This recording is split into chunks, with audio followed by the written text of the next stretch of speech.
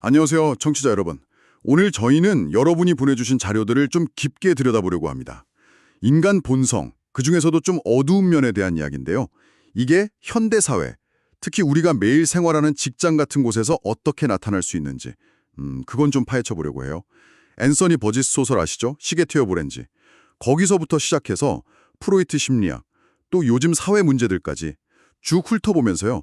그 고립된 늑대들이라고 표현되던데 이런 악의적인 성향의 사람들이 혹시 우리 주변에 늘고 있는 건 아닌지, 그 원인이 뭔지 같이 탐색해 보겠습니다. 네, 오늘 주제가 참 흥미롭습니다. 이게 단순히 어떤 개인의 성격 문제 이걸 넘어서 우리 사회 전반의 어떤 건강 상태를 좀 진단해 볼 수 있는 그런 계기가 될 것 같아요. 오, 사회의 건강 상태요? 네, 문학 작품 속 상징적인 모습에서 시작해서 인간 내면의 공격성 문제, 그리고 요즘 사회 경제적 환경이 우리 마음에 미치는 영향까지 그 연결고리들을 하나씩 따라가 보죠.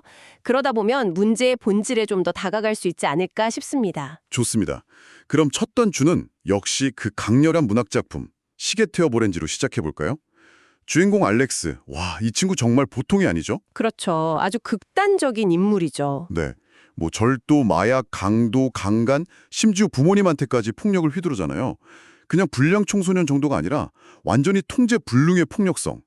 자료에서도 딱 그 점을 짚고 있고요. 네, 그 폭력성의 정도가 상징하는 바가 크죠. 근데 여기서 진짜 소름 돋는 지점이 있더라고요. 나중에 알렉스가 옛날 친구 피트를 만나는데 그는 그냥 평범하게 가정을 꾸리고 살거든요. 아, 그 장면이 있었죠. 그걸 보면서 자기도 각장의 아이를 갖고 싶다고 생각해요. 근데 동시에 뭐라고 하냐면 내 아이도 결국 나처럼 악당이 될 거야. 이렇게 예언을 해요. 악이 뭐 유전병처럼 다음 세대로 이어진다는 식의 아주 암울한 독백이죠. 이 생각 대체 뭘까요? 아, 그 알렉스의 독백이요. 그게 지그문트 프로이트가 인간 본성을 아주 비관적으로 봤던 관점하고 놀랍도록 딱 맞아떨어집니다. 프로이트요? 네, 프로이트가 그 문명 속의 불만이라는 책에서 되게 단호하게 얘기했거든요. 오모 호미니 루푸스. 호모 호미니 루푸스. 라틴어인데 인간은 인간에게 늑대다 이런 뜻입니다. 이게 그냥 뭐 비유가 아니에요. 프로이트는 인간이 이웃을 볼 때 그냥 뭐 협력 대상, 사랑의 대상으로만 보는 게 아니라는 거예요. 그럼 어떻게 본다는 거죠? 오히려 그 이웃을 통해서 자기 안의 공격 본능을 만족시키려는 아주 강한 유혹을 느낀다는 겁니다. 예를 들면 뭐 보상 없이 노동력을 착취하고 싶다거나 동의 없이 성적으로 이용하고 재산 뺏고 모욕 주고 고통 주고 고문하고 심지어 죽이고 싶은 충동까지 느낀다는 거죠. 와, 정말 충격적인데요. 그렇죠. 프로이트한테 이 공격성은 뭐 나중에 배우는 게 아니에요. 그냥 인간 존재 자체에 깊숙이 박혀 있는 어떤 문명이라는 얇은 포장지 아래 숨겨진 본능 같은 거였던 거죠. 듣고 보니 정말 선특합니다. 인간은 인간에게 늑대다. 프로이트의 관점이 굉장히 강렬하네요. 그럼 프로이트는 모든 인간이 다 잠재적으로 그런 늑대 같은 본성을 가졌다고 본 건가요? 아니면 뭐 특정 상황에서만 드러난다고 본 걸까요? 프로이트는 기본적으로 문명의 개인의 이런 파괴적인 충동을 억누르려고 계속 노력한다고 봤어요. 하지만 완전히 없앨 수는 없다고 생각했죠. 그러니까 잠재적으로는 누구에게나 있지만 뭐 개인의 성장 환경이라든지 사회 분위기, 스트레스 같은 요인에 따라서 그게 겉으로 드러나는 정도가 달라질 수 있다 이렇게 본 거죠. 아하. 문명의 역할은 이 늑대를 길들이는 것에 가깝다고 할 수 있는데 문제는 이게 완전히 길들여지지 않는 경우도 많다는 거였죠. 그게 프로이트 생각의 핵심입니다. 그렇군요. 문명이라는 울타리가 우리가 생각하는 것보다 훨씬 허술할 수도 있다. 이런 경고처럼 들리네요. 근데 이런 프로이트의 좀 비관적인 인간관이 오늘날 우리한테 더 와닿는 이유가 있는 것 같아요. 어떤 점에서요?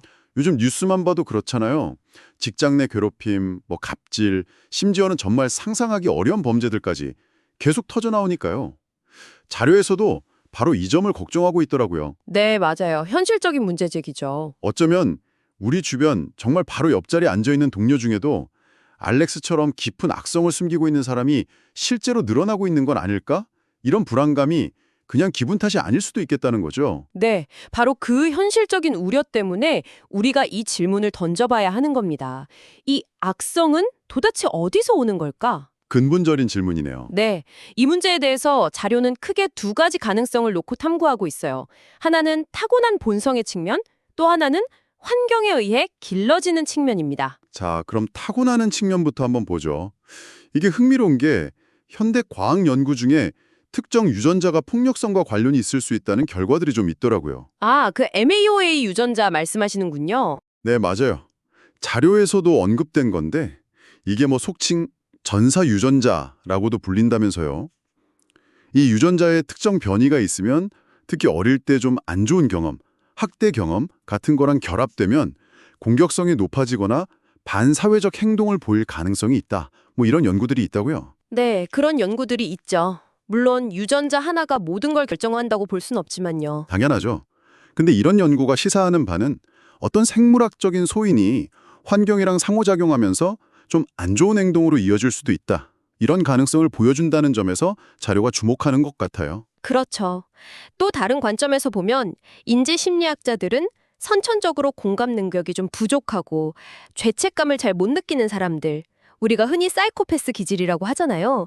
그런 사람이 인구 100명 중에 한 4명 정도는 될 거라고 추정하기도 하고요. 100명 중 4명이요. 생각보다 많네요. 네, 적은 수치는 아니죠. 그런 선천적인 요인이 분명히 존재한다는 건 인정해야 합니다. 하지만 자료가 그보다 훨씬 더 큰 우려를 표하는 지점은 바로 환경에 의해서 배양되는 악성입니다. 아, 배양된다는 표현이 좀 섬뜩한데요. 그렇죠. 선천적인 요인은 비교적 소수에게 해당될 수 있지만 환경적인 요인은 이론상 그 영향 범위가 훨씬 넓고 그 깊이도 예측하기가 어렵기 때문이에요. 여기서 정신분석학자 L.A. 프롬의 토찰이 아주 중요하게 다뤄집니다. 에릭 히로홈, 자유로부터의 도피, 쓴 분 맞죠? 네, 맞습니다. 그 책에서 아주 날카로운 지적을 했어요. 인간의 파괴성은 실현되지 않은 삶의 소산이다. 이 말 곱씹어 볼수록 의미가 깊어요. 실현되지 않은 삶의 소산이다. 이게 구체적으로 어떤 뜻일까요? 뭐 좌절된 욕망에서 파괴성이 나온다 이런 건가요? 정확합니다. 바로 그거예요. 프롬의 핵심은 이거죠. 개인이 자기 삶에서 중요하다고 여기는 기본적인 욕구들이 있잖아요. 뭐 예를 들면 뭐 안정적인 삶, 다른 사람에게 인정받고 싶은 마음, 내 잠재력을 실현하고 싶은 욕망 같은 것들. 네, 누구나 가지고 있는 욕구들이죠. 그렇죠. 근데 이런 것들이 계속 가로막히고 좌절될 때 그 에너지가 건강하게 풀리지 못하고 뒤틀려서 파괴적인 형태로 나타날 수 있다는 겁니다. 이게 단순히 개인의 심리 문제가 아니라 사회 전체의 악성 지수를 높이는 연료가 될 수 있다는 점에서 사회적 병리 현상으로 봐야 한다는 거죠. 아, 이걸 지금 우리 사회 문제랑 연결해보면 그 심각성이 더 와닿아요.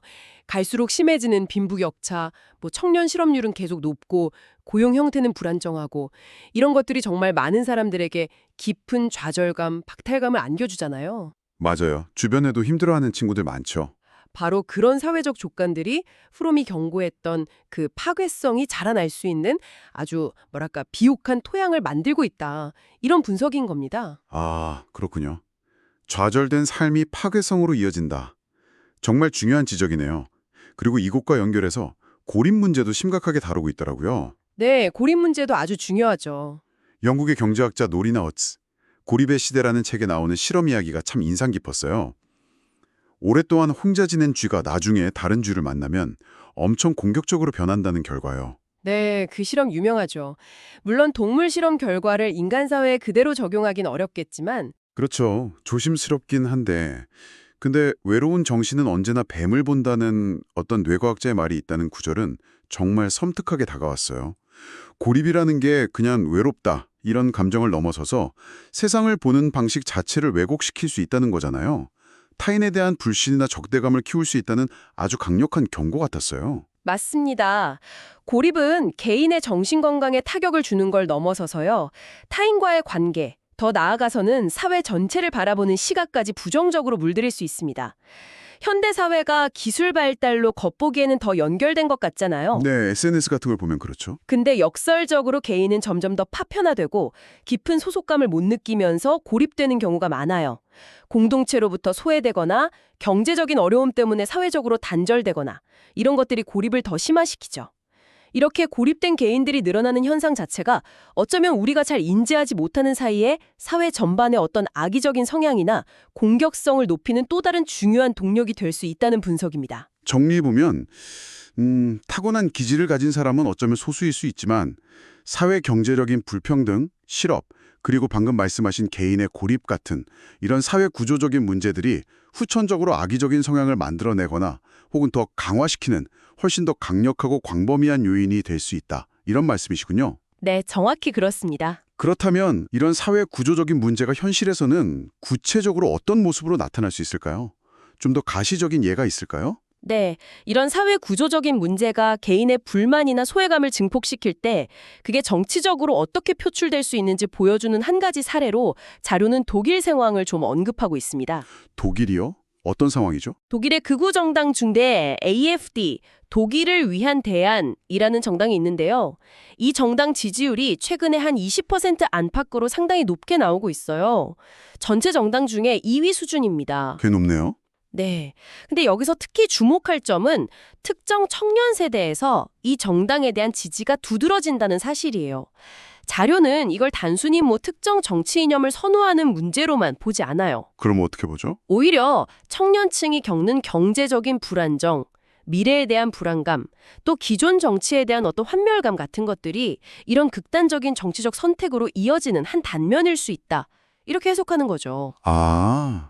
그러니까 사회 구조적인 문제가 개인의 좌절감을 키우고 그게 좀 예상치 못한 정치적 현상으로 나타날 수도 있다. 이런 예시로 든 거군요. 네, 그렇습니다. 앞서 논의했던 그 사회 구조적 문제들이 개인의 좌절감을 키우고 이것이 때로는 사회 전체에 해를 끼칠 수 있는 형태로 발현될 수 있다는 걸 보여주는 사례로 제시된 거죠.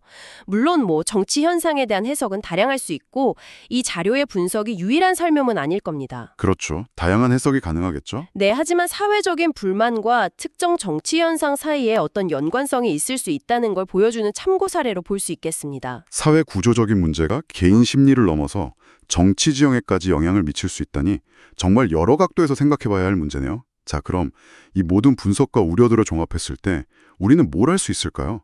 이 고립된 늑대들의 문제에 어떻게 대처해야 할까요? 자료에서는 크게 두 가지 방향을 제시하는 것 같아요. 네, 맞습니다. 첫 번째는 조금 더 개인적인 차원에서의 대응이에요. 바로 사람을 보는 안목, 다른 말로 하면 분별력을 키우는 노력입니다. 사람 보는 눈을 키워라. 네. 우리가 일상에서 특히 많은 시간을 보내는 직장에서 만나는 사람들 있잖아요. 그 사람들의 말이나 행동 이면에 숨겨진 의도나 성향을 좀 더 신중하게 파악할 필요가 있다는 거죠. 예를 들면 어떤 걸까요? 예를 들어 교묘하게 다른 사람을 조종하려고 한다거나 습관적으로 공감 없이 비난만 한다거나 이런 행동 패턴을 좀 인지하고 그런 좀 악의적인 성향이 감지된다 싶으면 의식적으로 거리를 두거나 관계를 다시 설정하는 그런 지혜가 필요하다는 겁니다. 이건 어떻게 보면 자기보호 전략이기도 하고 건강한 관계를 유지하기 위한 필수적인 노력이죠. 개인적인 차원에서 사람을 분별하는 능력을 키우는 것. 중요하죠. 근데 왠지 이것만으로는 좀 부족할 것 같다는 생각도 드는데요. 정확히 보셨습니다. 그래서 자료는 두 번째 방향, 즉 더 근본적인 접근을 강조하고 있어요. 개인적인 대처는 어떻게 보면 임시 방편일 수 있지만 문제의 뿌리를 해결하지는 못한다는 거죠. 근본적인 접근이라면 어떤 거죠? 더 큰 그림에서 본다면 우리가 정말 주목해야 할 것은 악성이 싹 트고 자라날 수 있는 그 토양 자체를 바꾸려는 노력입니다. 토양이요? 네, 앞서 계속 이야기했던 빈부격차 심화, 청년 실업 문제, 사회적 고립 심화 같은 거시적이고 구조적인 문제들. 바로 그게 토양에 해당되는 거죠. 이런 문제들을 해결하려면 개인의 노력만으로는 당연히 역부족입니다. 그렇죠. 혼자서는 힘들죠. 네, 우리 사회 구성원 모두가 이 문제의 심각성을 같이 느끼고 함께 머리를 맞대서 정책적이나 제도적인 차원에서 해결책을 찾고 꾸준히 실천해 나가야 한다는 겁니다.